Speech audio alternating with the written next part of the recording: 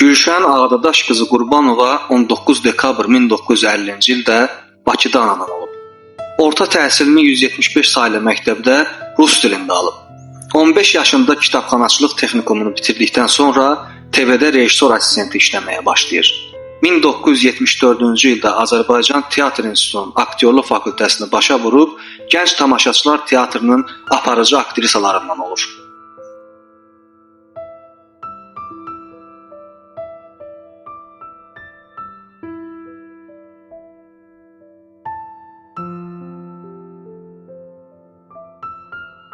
Həyatının hər günü o qədər aktiv və dolu imiş ki, heç bir ürək buna tab gətirməz.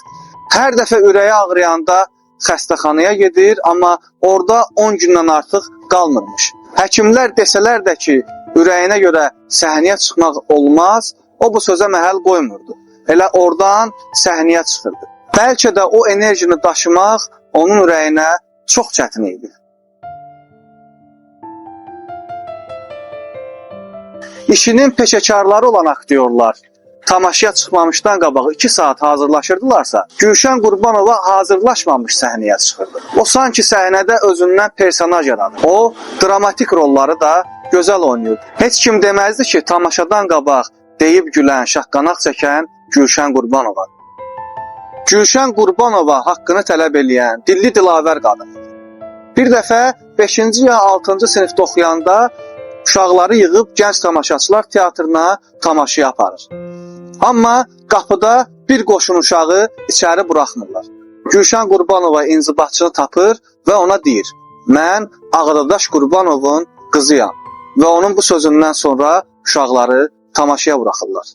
Aktrisa teatrda işlədiyi illərdə Mənim Nəğməkar Bibim, Ana Laylası, Tamahkar, Futsi dağında qonaqlıq, Zəncirlənmiş Prometey, Pul dəlisi, Bala bəla sözündədir kimi tamaşalarda koloritli obrazlar yaradıb.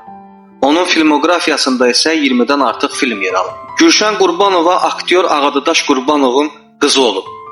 Bir dəfə Sovetin Allahı dandığı vaxtlarda onunla pillələri düşəndə əlini açıb dua etdiyini görən qızı deyir ki, "Ata, adamlar səni görə bilər." Deyərlər, partiya üzvü dua edir. Ağdadaş Qurbanov gülüb qızına deyib ki, "Mən də deyərəm, rolu məşq eləyirəm." 57 yaşında vəfat eləyən məşhur aktyor Hamlet Qurbanov aktrisanın ata bir, ana ayrı qardaşı olub. Atasının ölümünə qədər onlar heç zaman görüşməyiblər.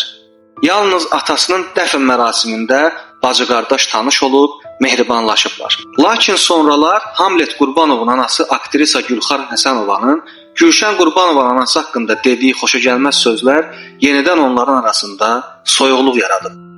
Atasının faciəvi ölümü Gülşən Qurbanovanın gözlərinin önündə baş verir. Hadisə belədir ki, 1965-ci ildə Ağdadaş Qurbanov Salyana qastrol səfərinə gedir və 15 yaşlı Gülşəni də özü ilə götürür. Onlar mehmanxanada qalan vaxt küçədən gələn hay-həşrə təlaşlanıb eyvana çıxırlar. Gülşən də atasının dalıyca eyvana çıxır və onun eyvana çıxmağı ilə eyvanın uçmağı bir olur və bu uçqunda Ağdadaş Qurbanov 57 yaşında faciəvi şəkildə dünyasını dəyişir və bu ölüm Gülşən Qurbanovanın travmasına çevrilir. O, atasının ölümündə özünü günahlandırır və özünü heç zaman buna görə bağışlamır. Gülşən Qurbanovanın birinci evliliyi Rüstəm adlı aktyorla olur. Onların bu izdivacdan Kəmalə adlı qızları dünyaya gəlir, ancaq bu evlilik uzun müddət sürmür. Aktrisa ikinci dəfədə həmkarı ilə ailə qurur, Mübariz Əlixanoğlu ilə. Amma Gülşən Qurbanovanın bu evliliyi də uğursuz olur. Onların boşanmasına səbəb kimi Mehman Əlixanoğlunun alkoqol adətçisi olduğu bildirilir. Qeyd edeyim ki, Mehman Əlixanoğlu bir çox filmdə, həmçinin Yol Əhvalatı filmində inspektor obrazını canlandırır. 2006-cı ildə teatrdan ayrılan Gülşən Qurbanova telekanallara dəvət alır və uzun müddət ASTV-nin Gəlin Birlikdə Gülək adlı layihəsinin ulduzuna çevrilir. O, Azərbaycanın ilk qadın şou aparıcısı idi. Bu verilişdə onun tərəf müqabilləri xalq artisti Yasin Qarayev və əməkdar artist Azər Mirzəyev olurlar. Elə həmin illərdə aktrisanın əməkdar artist Azər Mirzəyevlə eşq macərası yaşadığı deyilir. ASTV-dəki layihə bitəndən çox sonralar aktrisa Ayneslə uzun müddət əməkdaşlıq elədi. Qaynar qazan verilişinin aparıcısı kimi tamaşaçılar tərəfindən sevilən aktrisa bəlkə də heç zaman qazanmadığı populyarlığı əldə edir. Amma Gülşən xanım bu telekanaldan inci ayrılır.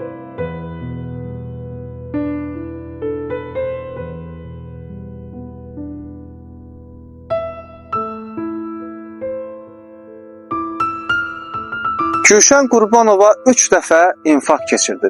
Nikbin, həyatsevər olan Gülşən Qurbanova verilişlərin birindən evə qayıdarkən növbəti dəfə infarkt keçirdir və 17 noyabr 2006-cı ildə 55 yaşında dünyasını dəyişir.